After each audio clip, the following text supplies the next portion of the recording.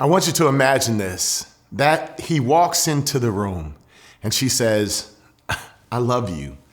But something inside of that man still feels hollow and bankrupt because deep down he's wondering, does this person actually like being around me? Do you laugh with me or just live beside me? Do I feel like a friend or just some sort of function in your life? See, this is what no one talks about. You can be loved and in a monogamous relationship and still feel so very alone. He misses being someone's favorite person.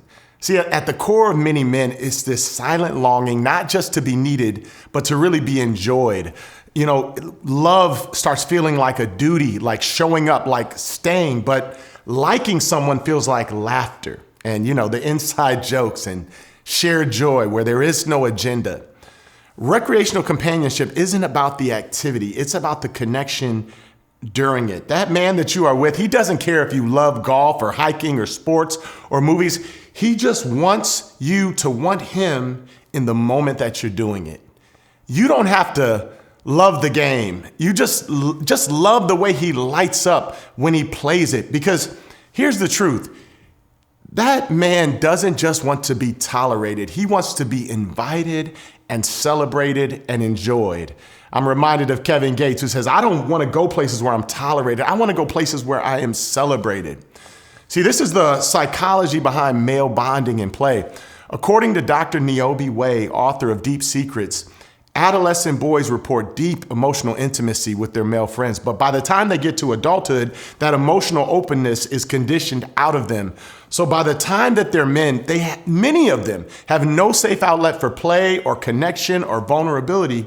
And so male friendships become transactional, and romantic relationships then carry the full weight of this emotional companionship, Dr. Way says, which means that if his partner doesn't play with him or laugh with him or enjoy time with him, that brother has nowhere else to go with that part of his soul. Not unless he risks being labeled as immature or even worse, needy. You ever gotten to a place where every conversation just becomes like logistics? For many men, the relationship slowly shifts from companionship to this checking marks on a calendar. What time is the pickup? Did you pay the bills? We got to talk about the school forms today. And that becomes the cycle of life. And none of that is wrong. But when it replaces these elements of curiosity and joy or play, all of a sudden you notice he stops showing up fully. He's not bored. It's almost as if he's becoming invisible. When there is no laughter, no spontaneity, no, hey, I saved this meme because this reminded me of you, this photo, a little text here. He starts to feel more like a project manager than a partner. Does this sound familiar? And here's the thing. He's going to keep providing. He's going to stay loyal. He'll do what he's supposed to. He'll do what he's required. But in his soul, that man is grieving the friendship that died quietly in the hallway between I love you and can you grab a bottle of milk? He doesn't want to escape. He really wants to reconnect. This is the danger zone when he starts finding companionship outside of the relationship. It might be a coworker who's laughing at his jokes, a group of friends who actually ask him how he's really doing, a hobby that makes him feel like he's alive again. And you're watching him start building this life. It's not betrayal and it's not too late, but it is a warning. See, men don't cheat with their bodies first. They cheat with their attention, and they start moving into different arenas. And most of the time, what they're cheating on is their own emotional neglect. If you love a man, ask yourself, do I actually like being around him? Do I make time for fun with no agenda, no purpose? Do I give him more than tasks? Do I give him my presence? Because underneath that silence is a soul that just wants to be someone's favorite person again.